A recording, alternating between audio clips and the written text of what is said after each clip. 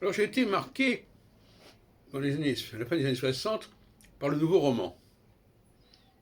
Et justement cette semaine on va parler de Rob Grillet sur France Culture tous les soirs. Et Rob Grillet disait qu'il n'y a pas de raison qu'un siècle après Balzac, on continue à écrire comme Balzac. Et j'avais cette idée en tête quelque part, mais ça m'a plutôt découragé, à une certaine mesure. Parce que on restait attaché à l'idée d'un roman, une succession, etc., une chronologie. Il fallait que l'auteur fasse tout le travail, en quelque sorte. Et je pense que maintenant, il faut laisser le lecteur faire le travail. On lui donne des éléments, c'est à lui de circuler entre ces éléments. Voilà comment je vois la littérature de demain. Et c'est une littérature de la discontinuité. Il faut que les gens apprennent la discontinuité, à la fois sur le plan intellectuel et sur le plan relationnel. Donc, cette discontinuité, elle est liée à la possibilité de publier des journaux, les journaux qui sont dans une forme de discontinuité finalement. Parce que dans un journal, on peut écrire une chose et puis en écrire une autre un peu plus loin, qui va en sens inverse, notamment dans le niveau de la recherche. L'histoire des sciences, c'est l'histoire de la discontinuité. La continuité dans la discontinuité. Et l'histoire de la vie, de l'existence, c'est aussi ça. Et donc, je pense qu'il ne faut pas faire tout le travail à la place des lecteurs. Il ne faut pas les prendre pour des demeurés. Et donc,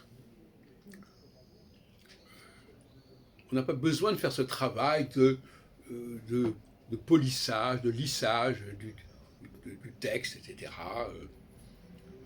Veiller à ce qu'il n'y ait pas de contradiction dans l'ensemble du document. Il faut au contraire que le lecteur voit qu'il y a eu des sauts, qu'il y a eu des ruptures. À la fois dans un journal qui parle des relations amoureuses, par exemple, et à la fois dans un journal qui parle des recherches, des interrogations sur le plan philosophique, sur le plan scientifique, etc.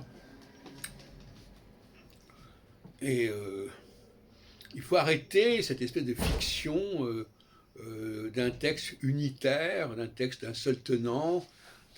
Voilà. À mon avis, il faut arrêter ça. Il y a des gens qui s'en sortent très bien, qui ont fait des belles choses comme ça. Mais c'est illusoire. Ça ne correspond pas à la réalité. La réalité, c'est que voilà, il y a des choses qui sont remises en question. Il y a des contradictions, il y a des choses contradictoires. Et il y a trop de gens aujourd'hui qui sont perturbés parce que ils voient qu'on a changé d'avis. Par exemple, avec Google, d'ailleurs, moi je pense qu'on est dans une période Google. Google nous rappelle à quel point, chez un auteur, il y a des temps différents, il y a des positions différentes qui se sont croisées, qui se sont succédées. Ben voilà.